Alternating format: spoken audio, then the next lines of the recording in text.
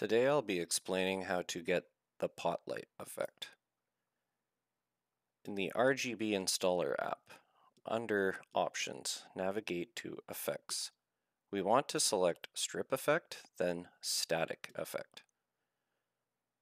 From this menu, I will be selecting 7 off, and then the last one will be on. We are able to choose 8 colors total. So what we're doing here is making a gap of off lights using the 7 and then putting an on light as the last one. For this example, I will be using warm white as my color choice. This will give us a distance of 7 feet of off lights with the one light that is on, and this effect can repeat. Once set up, it will look like that.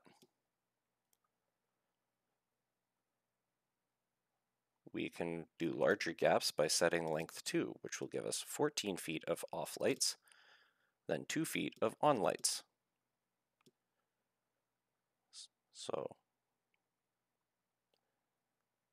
we can also do length 3, which will give us 21 feet of off and then 3 feet of lit.